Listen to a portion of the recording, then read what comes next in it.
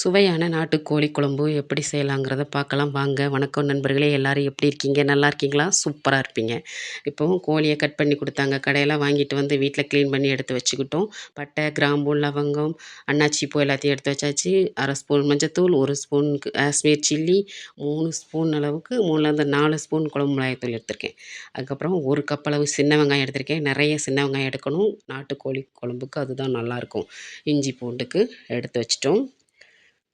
மசாலா வந்து தேங்காய் அரைச்சிக்கு எடுத்து வச்சுருக்கு. ஒரு தக்காளி பழம் எடுத்து வச்சுருக்கோம். அவ்வளோதாங்க. தேங்காய் அரைச்சதோட என்ன போட்டிருக்கேன்னா, தேங்காய் 6லேருந்து 7 சின்ன வெங்காயம், 1 ஸ்பூன் மிளகு, 1 ஸ்பூன் ஜீரகம் எல்லாத்தையும் போட்டு அரைச்சி எடுத்து வச்சுக்கிறோம். நீங்கள் எப்படி பண்ணுவீங்க அப்படிங்கிறத எனக்கு கமெண்ட்ல சொல்லுங்கள். நான் இப்படி தான் பண்ணுவேன். என் ஸ்டைலில் நான் இப்படி தாங்க பண்ணுவேன். நீங்கள் எப்படி பண்ணுவீங்க அப்படிங்கிறத எனக்கு கமெண்ட்ல சொல்லுங்கள். இத போட்டு நல்லெண்ணெய் ஊற்றுங்க. கோழி குழம்புனாலும் சரி, மீன் குழம்புனாலும் சரி, நான்வெஜ் முதல்ல எடுத்தாலே நம்ம நல்லெண்ணெய் யூஸ் பண்ணோன்னா ரொம்ப நல்லாயிருக்கும். டேஸ்ட்டு சுவை இன்னும் கொஞ்சம் கூடுதலா இருக்கும். பெரும்பாலும் இந்த வெயில் காலங்கள்ல நான்வெஜ்ஜ அவாய்ட் பண்ணுறது ரொம்பவே நல்லது. ஏன்னா ஹீட்டு அதனால. சரி இப்போ வந்து வதக்கியாச்சு.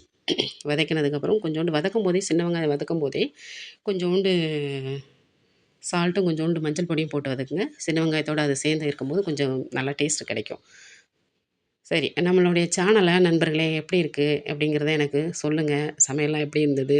சப்ஸ்கிரைப் பண்ணுங்க ஃபர்ஸ்ட்டு. அதுக்கப்புறம் சமையல் எப்படி இருந்தது? அப்படிங்கிறத கமெண்ட்ல சொல்லுங்க.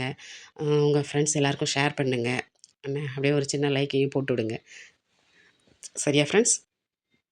சரி. உங்க ஊர்களெல்லாம் எப்படி வெயில்லாம் எவ்வளோ இருக்கு? அப்படிங்கிறதையும் சொல்லுங்க. கமெண்ட்ல சொல்லுங்க. வதக்கிட்டோம். இப்போ ஒரு தக்காளிய கட் பண்ணி வச்சதையும் போட்டாச்சு. போட்டு வதக்கி விட்டுருவோம். நல்லா வதக்கியாச்சு பார்த்துக்கோங்க. வெங்காயமும் தக்காளி வந்து நல்லா வதங்கிரணும்.